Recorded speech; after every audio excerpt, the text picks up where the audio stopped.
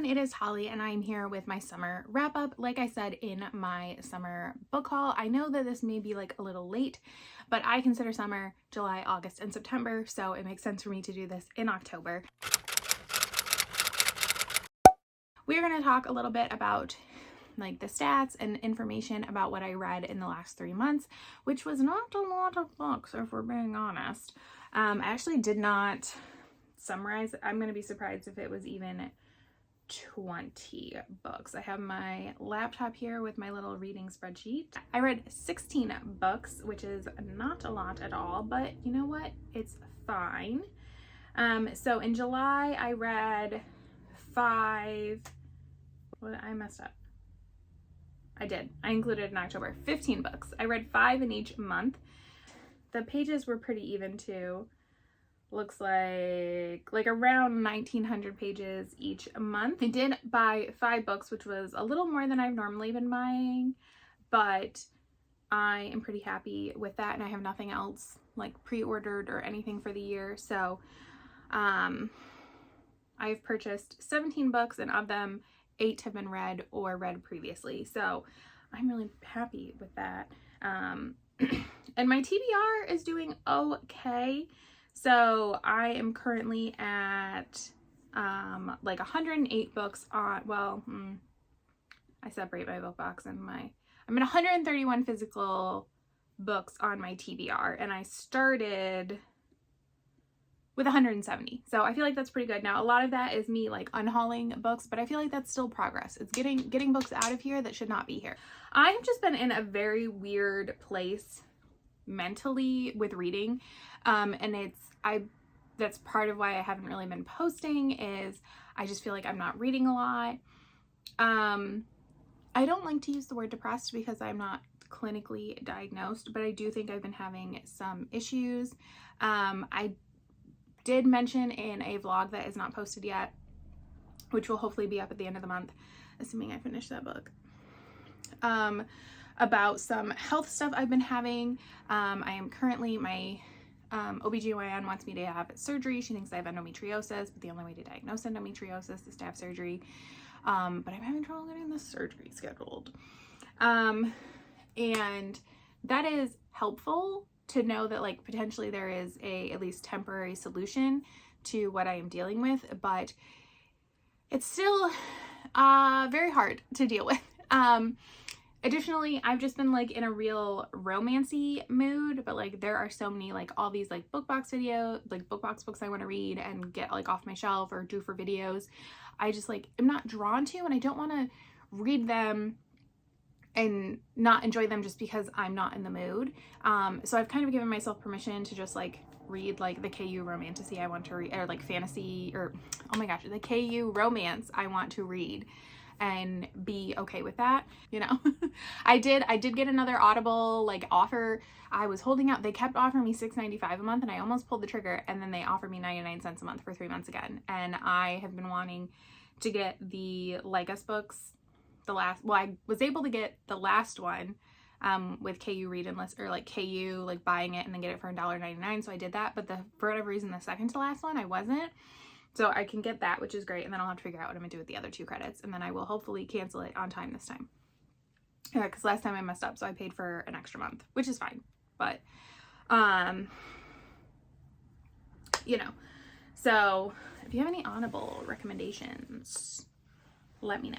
So I should probably listen to some of the ones that I bought last. Like I bought an Abby Jimenez last time. I haven't listened to it yet, so I don't know if I'm an Abby Jimenez fan. I should probably figure that out. Anyways, so let's just go through the 15 books I read. I'll just tell you really quickly like what my ratings are and if anything jumps out at me. So first, I listened to The Spell Shop by Sarah Beth Durst. I really enjoyed this. I gave it 4 stars. It was so cute. I totally get what people mean by cozy fantasy now. It was adorable. I loved it. I know there's like a sequel that follows other characters, and I am like casually interested in it, but like maybe not right now. And then I read Sunlight by Devney Perry, which this was the second book in the series. I had read the first one. I got this on KU Read and Listen. I enjoy Devney Perry. I feel like I should read more of her books. I just don't for some reason. I don't know if I said this, I gave it 4 stars. I think I liked the first one a little bit more. And then I read Igniting Darkness by Robin Lefevers. I gave it 4 stars. And this was on my series goals for the year. The series goals is not going well, you guys, but it's fine. I've come to terms with it. But I did finish this. I did enjoy it. Sorry about that. I do think I like the original His Fair Assassins a little bit more. But this was an enjoyable series. Then I read Connor's Claim by Jolie Vines, which I gave 4 stars. This is like a dark contemporary romance. This was the second book in this series. I had read the first one, Aaron's Obsession, like the month earlier, I think. I didn't like this as much, and at first I was like gonna just devour this series, and then I decided to take a pause. I was like, maybe I'm just like not in the mood for this right now. Although I do think the like, I don't know what to call them other than like content warning, but like because I know people say like microtrope and stuff, and I feel like y'all are just making things that aren't real. Although I guess the fact that I don't know what to call it, microtrope maybe does make sense, are just not quite as my thing as they were in Aaron's Obsession. So, you know. And then I listened to Conspiracy by Ryan Holiday. I've been wanting to read this for a while. So I read the Daily Stoic. I try to read it every day. I don't always read it every day.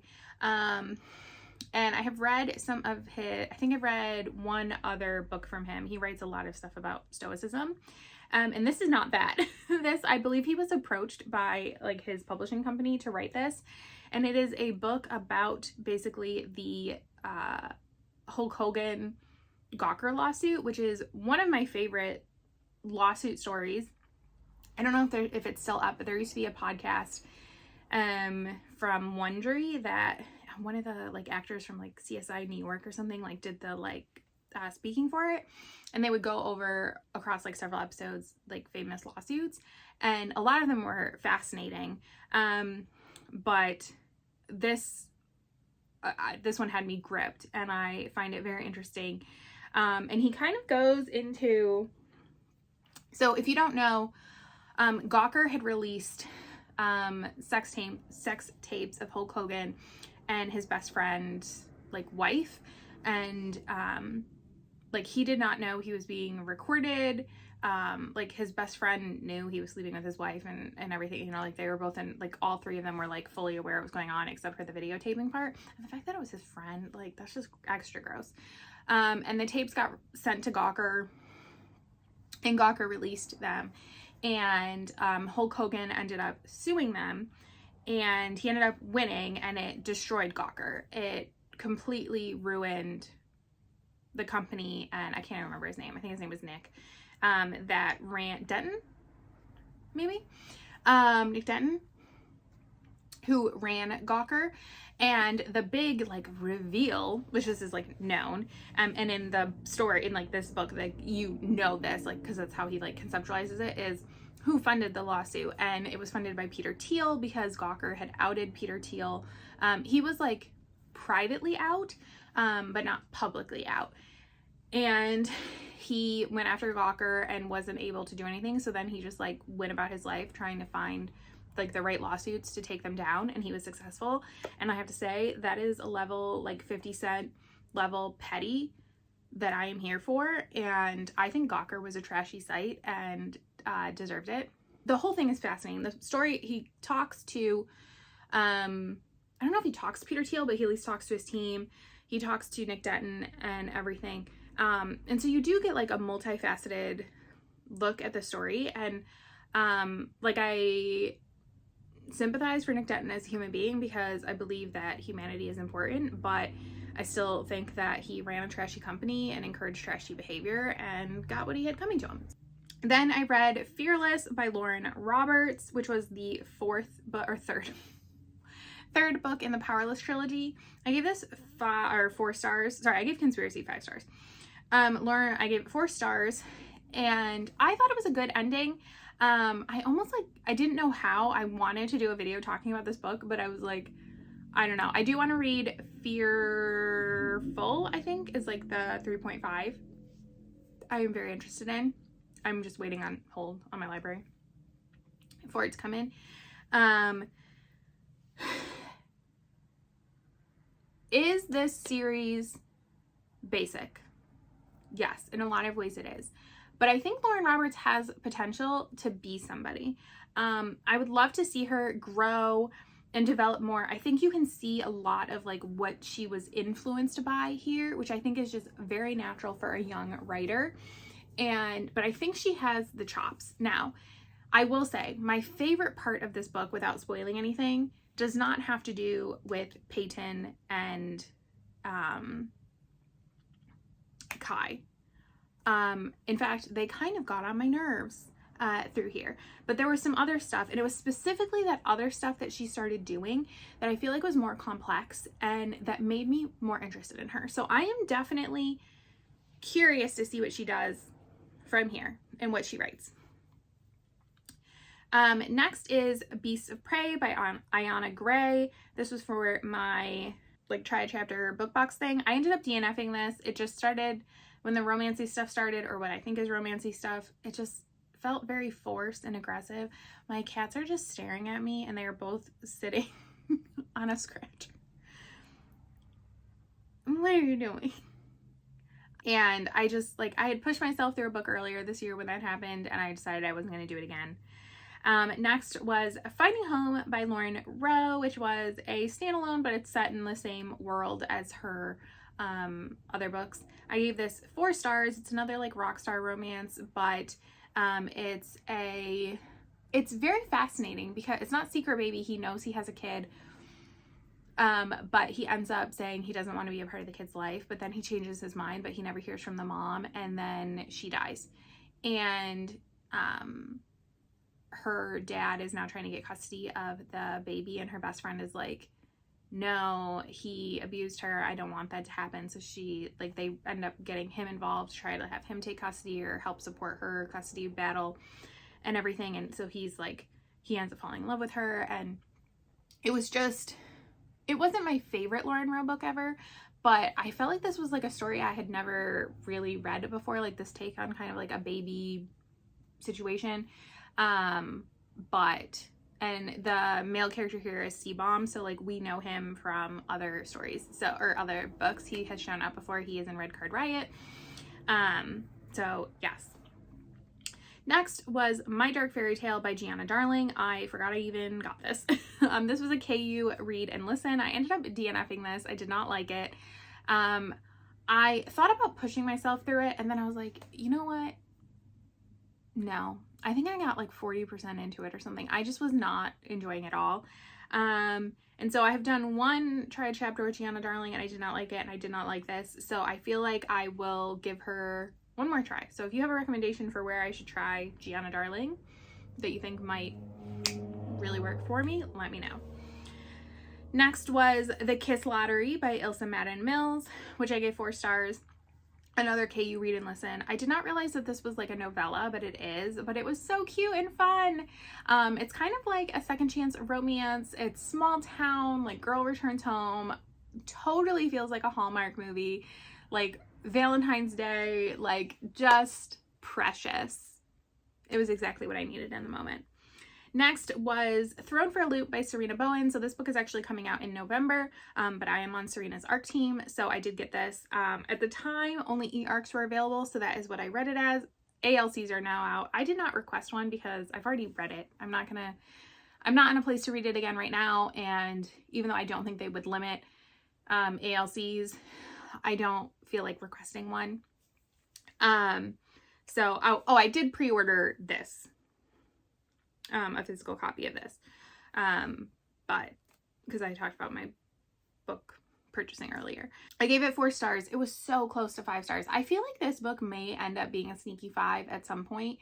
It is different. It's traditionally published, and it's a second chance romance, which I do love, and it's told in 2 timelines, so like when they first meet and present day, and the present day is only written in first person, her point of view, and then the past is third person, but really like kind of his POV, which was interesting. I kind of would have preferred him in the present, but I get it.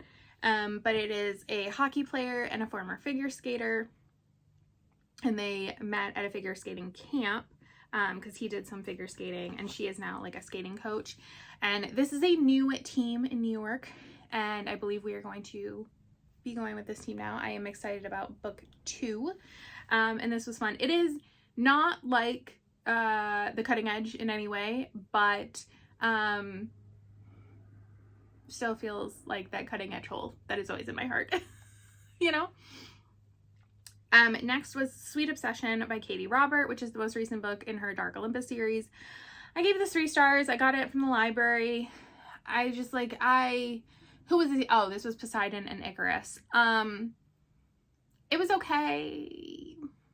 Like, I'm just not loving the series anymore. And I don't know if it's me, if it's the series. The next book, which is supposed to come out in December, I don't know if I'll get it in time for my library or not to read it this year, is the Zeus and Hera book. And so I am hoping that that is good. Because honestly, if it's not, I'm not even sure if I will read the last book, which is Hermes' book. Maybe I will, just because it'll be one more book. But I am just really holding out hope for the Zeus and Hera book. Like, this one is better than some of the other recent ones, but just meh. Oh, speaking, I gave this 3 stars. Okay. Next is The Charlie Method by Al Kennedy. This was one of my most anticipated books for the year. I was so excited for it, and I just could not get into this book. I almost DNF'd it, and I don't think I've ever DNF'd an Al Kennedy book. And I only finished it because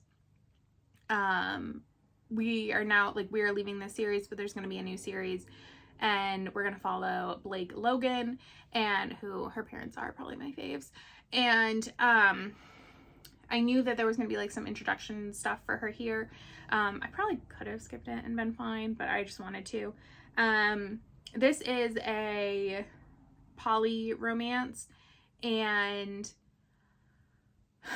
I don't, like, this book was huge. I feel like we never really went into any of the characters enough. I didn't understand, like, I guess I got their attraction to each other, but I don't know. There was just something about it that always felt disconnected and a little wonky for me. I don't know. I just didn't love it. And like I said, it's a big book. So, like, she had the words. So, you know. And then there was A Problematic Summer Romance by Ali Hazelwood, which I ended up giving 4 stars. And I feel like this might be one of my favorite Ali Hazelwood books.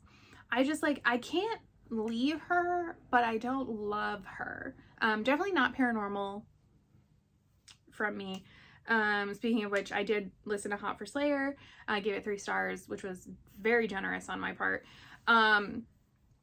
Which is the first book. There's like a Kindle Unlimited, like 6 books. They did this last year for Christmas, and I loved the Ali Hazelwood novella. This I hated. Not hated, that's dramatic, because I gave it 3 stars. But, like, it was just not it. It was so, like, to me, it was boring and it made no sense. I know some people disagree with me, but that's how I feel. But yeah, so I think Ellie and Paranormal and me are not friends. But her contemporary I am open to. Problematic Summer Romance felt a little different. It was repetitive with, like, we get it. There's a huge age gap. Okay. Also, I am begging Ali Hazelwood to write a dual POV story. This one I felt the least like I needed a male POV, and I don't know if that's because it was read on the audio as a dual narration, and so maybe just because I had his literal voice that helped, or if the writing was just different. But this follows the sister of, I think he's from Not in Love, I think, and one of his, like, business partners. So they're like 38 and 24, which I do feel like is a pretty big difference. Does anyone else feel when they read age gap romance? This is all I can think about, is how much sooner than you they're going to die. And, like, that's just, like, such a downer for me, you know? Maybe it's just me. That's just me. I will tell you, Ali Hazelwood, she does know how to write a steamy scene. So there's that. I do feel like that is a huge part of why people like her. I am also begging her to not write a smart heroine or not write a STEM heroine. I get it, it's her thing, but sometimes I'm just like, could you write something else? Maybe. I feel like here she almost dabbled with the concept. So if you've read it, maybe you understand what I mean by that. So there is that. It was nice to see some characters that we've met before, all of that. But yeah, so those are like the 15 books I read, my thoughts on them. Will I accomplish my Goodreads goal for the year? Probably not. And I'm coming to terms with that. And I think I'm okay with it, but I guess we'll find out at the end of the year. So yes, it's October. I finished one book. It's the 5th. And that book was a novella that I had read all but 15 minutes of before October. So it is what it is. But yes, so thank you so much for watching, and I will see you next time. Bye.